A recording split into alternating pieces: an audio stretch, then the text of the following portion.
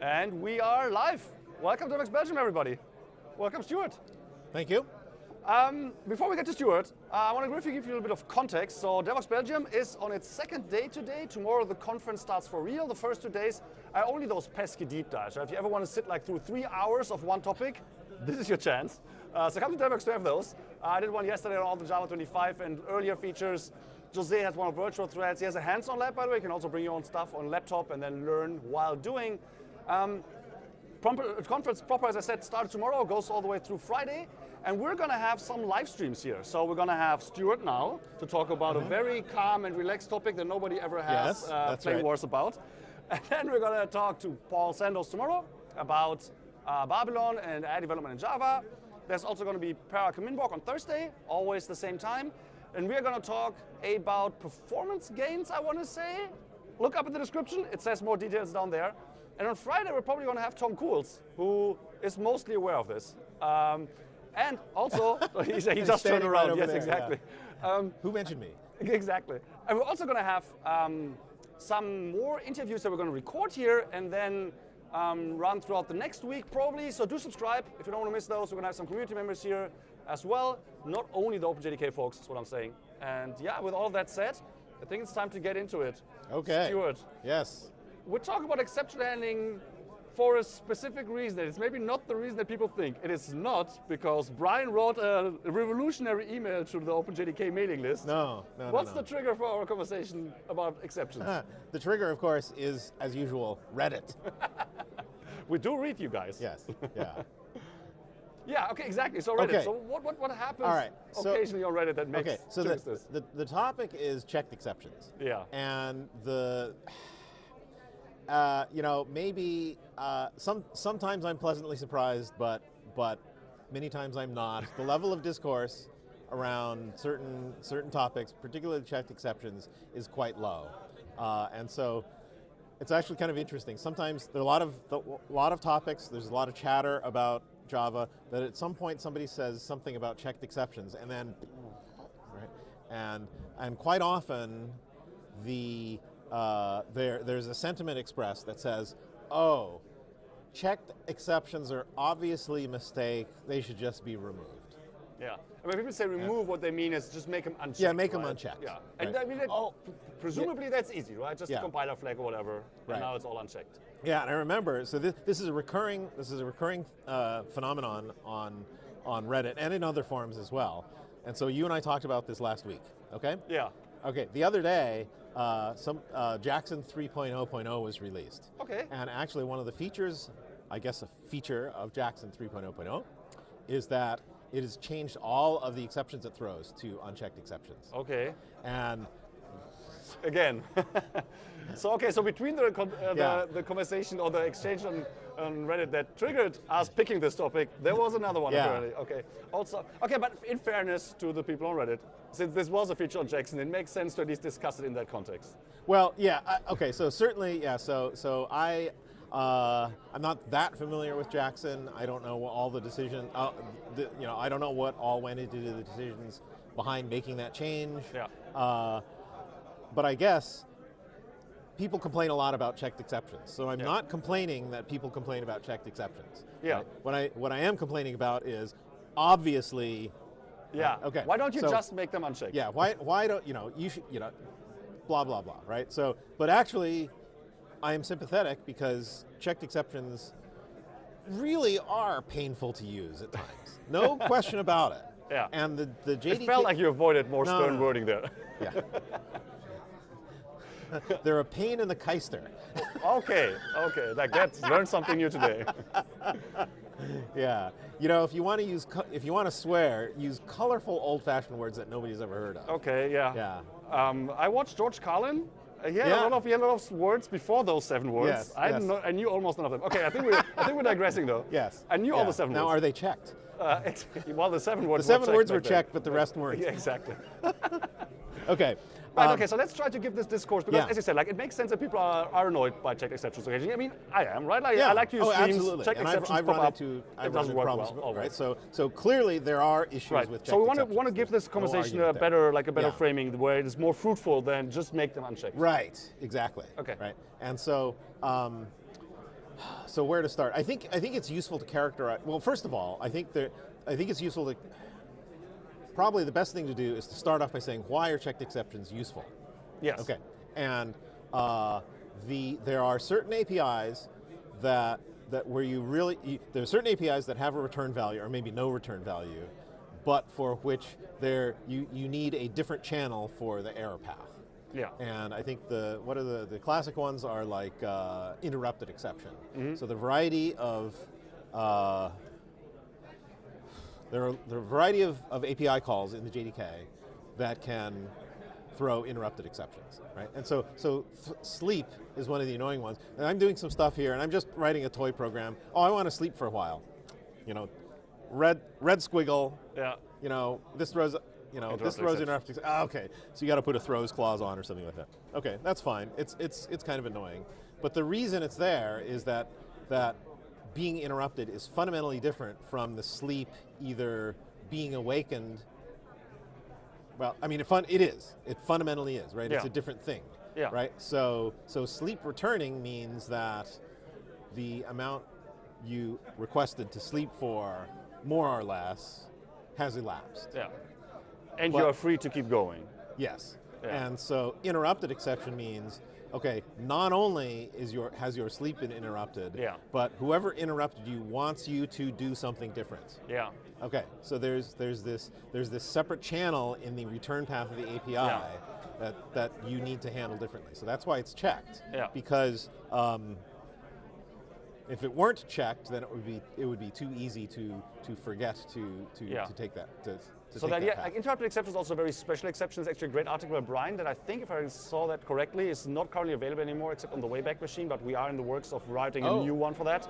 Okay. That's right, yes. Yeah, the site where it's on, they revamped their content management, and now it's gone, as far as I'm aware. Yeah. But we're going to write a new one because it becomes more important with virtual threads. But interrupted exception is also something very special and unique. I think what is more commonly known, something like I/O exceptions, right? That's also something we deal with a lot. But they also have, as I said, this special characteristic of it is it is not a weird error that the file is not there, right. or that the file is read-only or whatever. It's a to-be-expected situation, right. that you need to handle. Right. So actually, I think it was in the Reddit discourse. So Ron Pressler from Oracle on the JDK team will contribute to that. And actually, he said something that was very crisp, put it very crisply, which was now I see I have to try to remember it, but. Let's see. Give me a moment to try to remember what exactly he said. So unchecked exceptions are programming errors. That means there's a bug in your program, right? And so a checked exception represents a situation that can occur even if your program is 100% correct. Exactly, yeah, that's a distinction that I draw as well, and that's why I think that checked exceptions make a lot of sense on paper. You need to signal to people, this is a to-be-expected error. Null pointer exception is not to be expected. Ideally, it never occurs in a program. Right. But a file not found exception will occur in the best of programs because it's just something that can happen. Yeah, and file not found exception is a good example because user enters a file and asks you to open it, and it's not there. Yeah. Right? So if your command line application, maybe you just throw it out the console and exit. Who cares, right? But if you have if you're writing a desktop app like in a GUI, well, you want to catch that exception, and it changes the logic of your program. Yeah, exactly. Because you want to present an error message to the user. Oh, I can't find this file. Please enter another one. Yeah. And that's another thing too, which is that sometimes people say that the low level of discourse is. Sometimes people say that checked exceptions represent exceptional cases from which you can perform recovery. And they say, well, that's stupid because if a file isn't there, you can't create the file. You can't make the file exist if it's not there. Recovery that's not the point. Yeah, a recovery just means that the program can go on a different path. It doesn't mean you can literally unmake this error, but there is a useful way to continue the computation that treats then the situation well. Yeah. Okay, so I hope we have established why checked exceptions. First of all, I mean, you could even make an argument that why do exceptions at all? Everything should be return value, but that's clearly not going to happen anytime. Yeah. So let's focus on the idea. Exceptions make sense for error as a channel for errors, and then the difference between checked and unchecked exceptions, I hope we just demonstrated, does make sense because these are different kinds of errors. Yes. Now you want to explain those. So we have to establish that. Still, the issues do persist and exist. Right. Let's go over a few characteristics of that. Yeah, so we haven't, okay, so and then there's the rule, okay, so sorry, just to complete the background, right? So if you have a checked exception, the rule is that it must occur within a try-catch block, or try-catch statement, or the enclosing method must declare that it throws that checked exception, right? So now, either one of those might perturb things about your program, which is why it can potentially be painful. Yeah. And also, it's sort of, you might be thinking about the happy path, but it sort of interrupts your flow of thinking, which is, how do I handle errors in this case? Yeah. And so it's one of those things where it's like people complain about Java, and this is a little more philosophical thing. It's like, it's like the Java programming language telling you to eat your spinach. Right? Yes, you have to handle errors, exceptional conditions right now. Yeah. You can't just finish. Okay. So it is kind of annoying from that standpoint. But it's also, the fact is that, it needs to be handled sooner or later, and the compiler will prevent you from forgetting. Yes. Which can be helpful. Even if it's... I argue as someone who likes strongly typed languages, I barely like it. You basically, I was already of that opinion, but it also feels like you argue me into the corner. Like, if I liked strong types and the compiler telling me when things go wrong, then how would the same argument not apply here? Yeah, exactly. So, yeah. Okay. So, all right. So that said, there really are some problems in the JDK with the way, and in the Java language, with the way that checked exceptions are and are used and are defined and so forth, right? So I think the first one is there's this slightly weird hierarchy of throwables. Mm-hmm. So throwable is, let's see if I get this right. Throwable is checked, but its first subclass error is unchecked.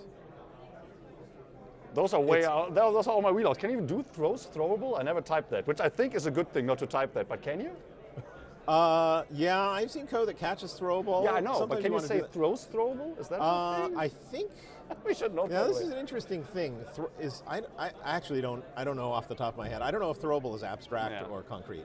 Right. I don't know if you can say new. The thing is, can you say new throwable? Yeah, but you're right about error. Like when something throws an error, like an out-of-memory error, that can always happen. That doesn't need to be declared. Yeah. So that's unchecked in that sense. Right. Yeah. Okay, so errors are unchecked. Okay, so the other subclass of throwable is exception, which is also checked, and then a subclass of exception is runtime exception, which is unchecked. So you get this weird hierarchy. So if you have a throwable and you want to tell whether it's a checked exception or not, you have to do this weird Boolean condition, which is kind of annoying, but right. Yeah. And you don't need to do it that often. Like if you're writing a reflective framework that catches all exceptions and needs to do something with them, you need to do that. But it's a little bit it's a little bit annoying to have that Boolean condition in there. Although pet peeve of mine is that not everybody agrees what the top level thing you should throw is, because some things throw throwable and we want to deal with everything, so they deal with throwable, and others say we want to deal with everything, so they deal with exception. And sometimes those don't interact well. If you have something that says, look, I'm doing an all error kind of thing, I'm going to throw a throwable, so actually I think it's checked. And something callable says, oh, I'm going to throw an exception, you suddenly have the situation that the thing you're using throws something potentially larger, and then you have to do a little bit of a song and dance to deal with that. So not having an obvious top of the hierarchy, but having like two weird tops of the hierarchy in the same hierarchy also is occasionally jarring. Yeah. Yeah, I think that's part of it. I think there's more to say about that. I think there's another, where did it go? I think there was another thing in there somewhere about generally, I remember what the advice was, but generally it's like if you're writing a library and if you're writing a framework and you want to handle errors that might be thrown by callbacks, generally the thing to do is to catch exception. Yeah. But then there's also thread death. Yeah. But, where's my Dr. Deprecator? So we are finally... Wait, what do you mean you're Dr. Deprecator? Oh. That was confusing. Let's keep going. I don't know what you just said there. Doctor Who? Exactly. No, not Doctor Who, Dr. Deprecator. So speaking of deprecation, in JDK 26 we are finally removing thread.stop. Yes. Yeah. So thread.stop has been non-functional for quite a number of releases. I forget. It's been deprecated since a long yeah, time. it was Java deprecated since 1.2 1.1 or something like that. Yeah. I looked it up recently. It's forever, basically. Yeah, very long time. But well, yes, that's true. Okay, so, so if you called thread.stop on something, on some target thread, the target thread would throw thread death. And so there's actually a bunch of advice floating out there in the dim distant past that says, oh, actually sometimes you want to catch and rethrow thread death because blah, blah, blah, blah, blah. Yeah. So, and that is mostly obsolete now because I don't think there's any occasion in which thread death can be thrown anymore. Yeah, okay. So, and I guess also there is, if they have something like container system and you just run like totally unsupervised code, you want to make sure that whatever happens in there, maybe even out of memory, you can recover it. So like this plugin out of memory. Yeah. But if all of that is now being collected, maybe the application can keep going. So sometimes there is at least an incentive to catch throwable and like hope and cross fingers that you can go on. Yeah. Well, I think it's kind of interesting. You can see vestiges of this in some of the APIs. Like the whole thread stop, suspend, and resume stuff was sort of fashioning the JVM as an operating system. Yeah. So you could start threads, and if a thread went wild, you could stop it. Or if you wanted to do load balancing or something, you could suspend threads and resume them and stuff. But it turns out that that's just a bad idea. You just can't do that, right? Operating systems want to do that with processes. But the thing about a process, it's a unit of failure containment. So you can kill a process, and everything around the process, like file descriptors, automatically gets closed. At least this is true in Unix. Yeah. But that's not true of threads. Yes. So if you stop a thread and it has like locks and stuff, it's like, how do they get unlocked? Oh, well, you have to throw thread death to unwind them. Yeah. Okay, that's a mechanism for unwinding them, is actually just a throwable. I mean, that's a regular thing. Well, what if somebody catches thread death? Then you can't, I'll hit it with another stop again, right? And so you get all this weird stuff, right? So there's no, so the idea of a JVM is kind of as an operating system, you can see that people are moving in that, and actually that's the reason for the security manager as well. Yeah. Which is, let's not go there. It's a digression. Let's not digress further, because I already digressed with the throwable versus exception thing. Anyway. Yeah, you want to talk about the check versus uncheck in the hierarchy, right? Okay, so the hierarchy is weird, but there's some weirdness there. The main problem, I think, thanks for getting me back on track. The main problem, though, is that the checkedness property of an exception is inherited. Yeah. And if you have a class hierarchy, you might want to group things that are related together in the hierarchy. Yeah. But that doesn't necessarily imply that everything that's related also needs to be all checked or all unchecked. And I think a good example of this is SQL exception. So the SQL exception came in with JDBC, and this is very old. This is like JDK 1.1 and so forth, right? And so if you look at SQL exception, there's a whole family of exceptions under there that can be thrown for all kinds of different reasons. And so one of them is, say, a SQL syntax error. Okay, and so again, let's apply this rule, right? So if your program is correct and it gets a SQL, I forget what the exception name is, but it's like SQL syntax error, something pretty obvious, or SQL syntax exception, right? Oh, sorry, the whole hierarchy is under a SQL exception. Yeah. And for reasons that I'm not aware of, probably because some of the exceptions really did need to be checked. Yeah. SQL exception is a checked exception. Yeah. Okay, so. The thing with the syntax errors is, though, in a good program, there should be no SQL syntax errors. Right. It's a programming. It's either a programming error or a configuration error. Yeah. Right. So suppose I write some valid SQL and use. So JDBC has a driver layer. If I write some valid SQL, what I think is valid SQL for some database, and it works. Okay, my program is correct. Now I change the driver to connect to a different database, which has a different variation of SQL, and now I get a SQL syntax error. Well, my program is not going to be able to handle that because either something has to change. Maybe this program doesn't work with this other database anymore. So switching the driver is a configuration error, not a checked exception. Yeah. Right? So there's no meaningful path of recovery for a program to say, oh, the SQL that is part of my own code is wrong. Yeah.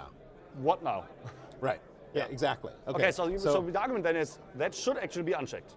But it can't be because it inherits from SQL exceptions. Now even I say SQL, I usually say SQL. Oh, you do? Because I inherit from SQL exceptions. but that is checked, and that forces everything below it to be checked. Yeah.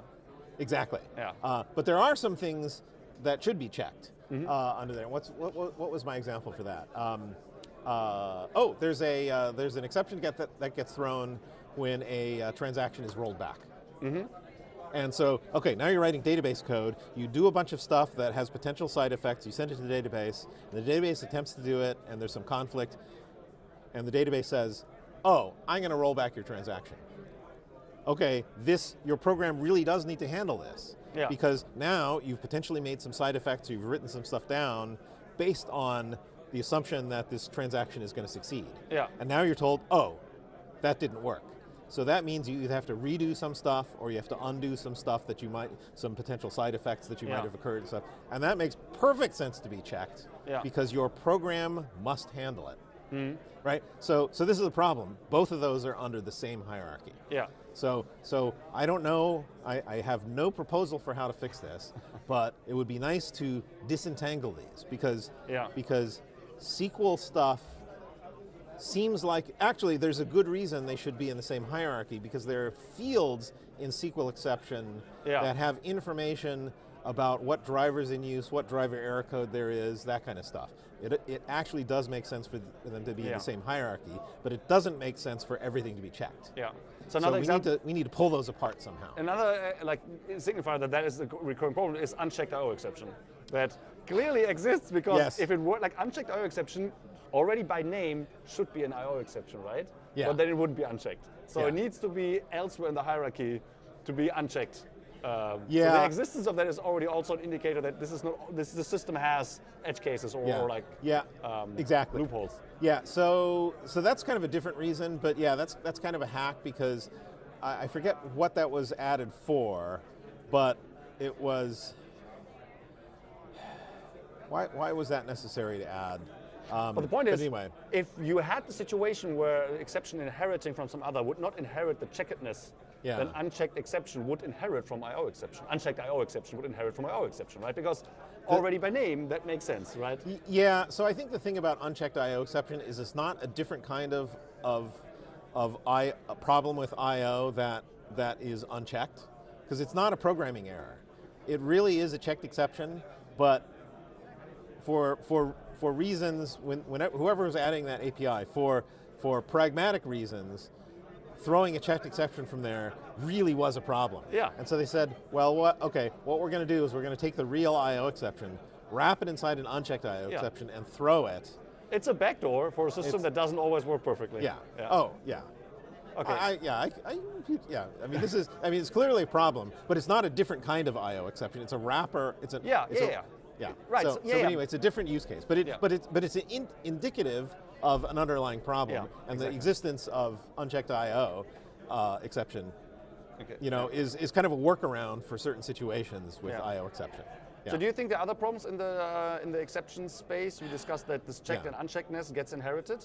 Yeah. So there's the inheritance of it, and then of course there is various library APIs, including in the JDK, have defined things so that probably more exceptions are checked than are necessary. Okay, so that's one thing. And so if we could pull apart if the language could somehow pull apart the checkedness versus the hierarchy, and then we'd also have to modify libraries so that probably fewer exceptions were checked, because if they don't need to be checked, and I don't know how we would do this. I have no proposal for doing this. I'm just talking about a conceptual level, right? Yeah. So there is a problem here, and the solution involves solving the solution involves a bunch of things, but it probably involves solving that problem. Yeah. Okay. So, do you have something else? Because I want to throw something in there. Okay, I was going to move on to APIs. Okay, so one thing that I have on these different levels that I have, but I'm not sure whether that is also even solvable, is I sometimes feel that the idea behind what exceptions are checked and unchecked, I think is very sound. Yeah. I think that might change for the same kind of error, it might change through the layers. So the lower layer, maybe an error can actually be recovered from, or something can happen. But the higher up you go, then at some point it becomes like, what do I even do now? This is an unrecoverable error now.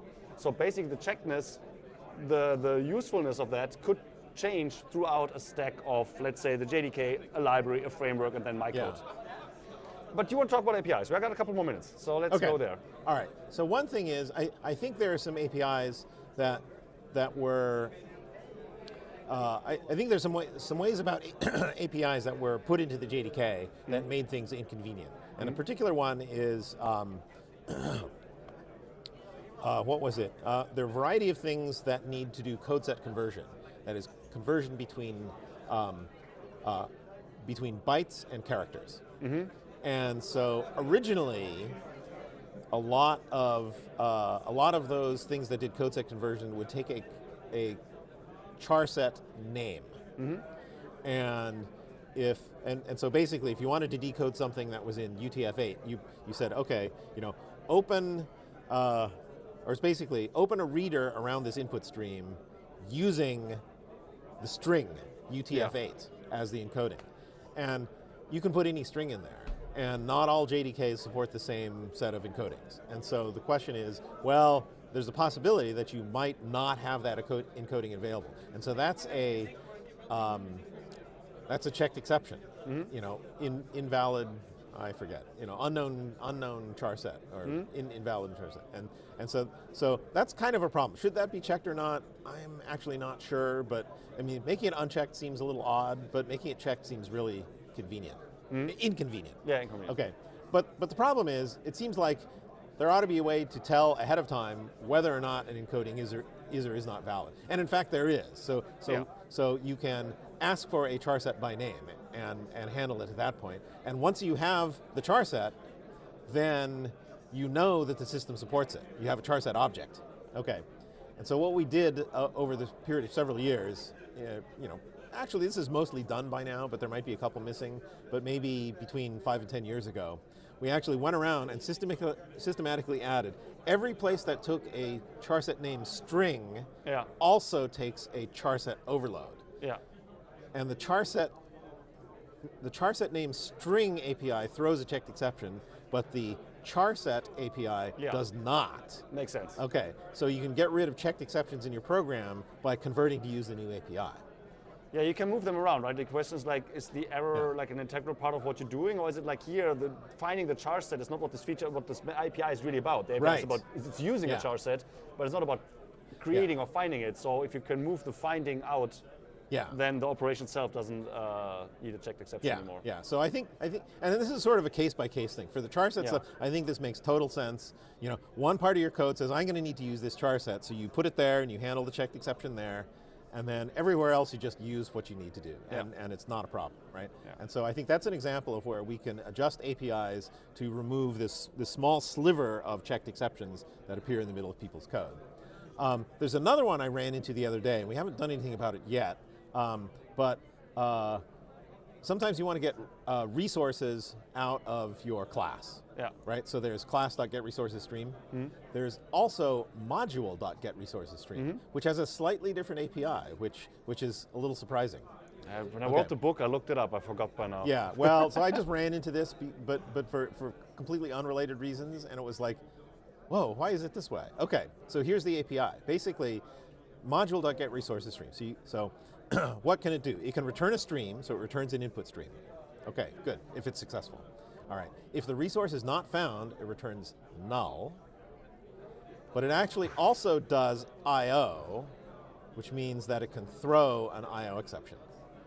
Okay. So there are three possible returns, and this makes coding really inconvenient. Yeah, and there's also two different channels. It's the return value versus the exception channel. So an error condition is signaled both through the return channel and the exceptional channel. Yeah, that's not great. Right, and so actually you do want a checked exception here. And it seems like you want to have something that, you could say file not found exception, but it's a resource, not a file. So something equivalent to file not found exception actually makes total sense in this case, because you're getting a stream, you're going to be using it in try with resources, you're going to need to close it, so you can say try module.getResourcesStream. If it succeeds, you do the happy path, and then you have to catch something. Yeah. Or, sorry, you have to. It's already within a try. You just add a catch. Yeah, it's the catch blocks. Yeah. Right. So it's like the fact that you have to handle null means that it's really hard to embed it inside the tray with resource. Yeah. So you have to put some logic above that checks it. Yeah. So I think, there are cases like that. They're sort of isolated, but I think that judicious tuning up of APIs can also help this problem. And so I think the flavor of this whole conversation is, it's not checked exceptions yea or nay. It's like there are a bunch of intersecting problems which all conspire to make the use of checked exceptions bad. And so one is, there's some language things with a hierarchy. We can pull those apart. There's some APIs. We can fix some things up, right? We can do some other things. I think one problem where it also collides a little bit with programming patterns is that if you do something lazily, then the problem is that the error, like let's say you have something like a stream map, and the function can throw an exception. Oh, if it throws a checked exception, that's kind of weird. Then you lambdas don't. But the thing is, lambdas deal with checked exceptions just fine. You just need to have a function interface that has a throws clause in its method. But the problem is, while for something like optional map, which is executed immediately, that makes sense. That then you would give. I mean, it doesn't work like that. But if you would give optional map something that throws an IO exception, then the way that it could work is, if you map then would say it throws IO exception, right? Because the map is executed immediately, you immediately get the exception that was thrown by the lambda, and that all makes sense. The much bigger issue is if you do something lazy like with streams, it's weird now because the map will never throw an exception because the map doesn't do anything. Right. It's the final operation, so you would have to drag the throws clause all the way to the final exceptions, and there's something, how well does it work with generics that we don't have time to get into. But that means that also exceptions in general, this is not just checked exceptions, actually exceptions in general collide with, do I do things now? Right. Or do I do things later?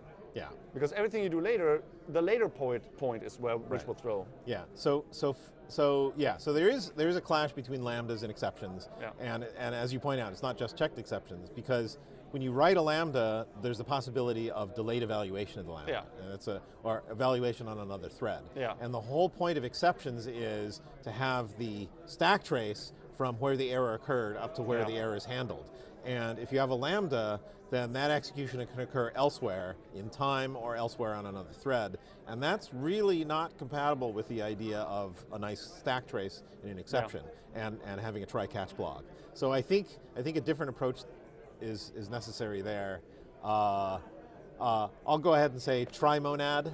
The thing is there though, yes, absolutely, that is an option, but then also we run into limitations again, because let's say you have different operations, you stack a bunch of maps on another, they all have different kinds of exceptions they could throw, there's no good way to capture these three kind of exceptions could be thrown, and also sometimes you want to, maybe your stream pipeline should abort when the first error actually occurs, but maybe you want to collect everything and you just want to abort if there was one error, only if there were three errors. It's not, there's no one clear solution that would just work.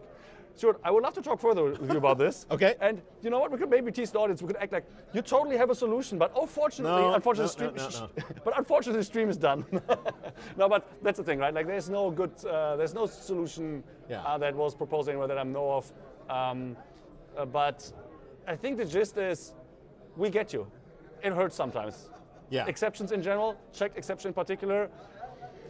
Just doing away with them is not the solution here. And the solution is probably a bunch of work, potentially on the language design level, within JDKs, within all APIs. It's not trivial to find a solution. Yeah. A couple of things have been floated on the language side, like union types for exceptions. And also there was a JEP draft about having case handle exceptions. Yes. Switch handling for the evaluator expression. That would be so there's a JEP draft for that. So I think neither of those is a complete solution. But if you and also there, anyway. The point is we cannot restart the conversation. Yeah, we're not going to restart it. But the point is that there are a bunch of things coming at it from different angles. Some of them can solve part of the problem, some of them can solve the other part of the problem. We can put some of these pieces together, make some adjustments to the try-catch statement and so forth, and maybe that'll make some significant advances overall and just reduce the level of pain that people have with checked exceptions. Yeah, I mean, the fact that people have a split opinion on this does mean that if everybody would universally hate checked exceptions, and I know the people who do think that's the case, but it's not the case. People like me included think checked exceptions make sense. Means that since there is a split, means the value proposition is there, and the downsides and the value is they're neck to neck. And if you can increase one side sufficiently, it's a matter of changing the balance of pain to benefit. Okay, good. So next year at Devoxx, you're going to present the solution, I guess. Yeah, I guess so. Either that or we'll talk about optional. Okay, let's do that, Stuart. Okay, this was this stream. We're going to do another one tomorrow at the same time, 3:15. As I said, we're going to talk to Paul Sanders about Babylon and AI development in Java. And I hope to see you then. Thank you, Stuart, for being here. Okay, thank you. And have a good time, everybody. Bye. Okay, bye-bye.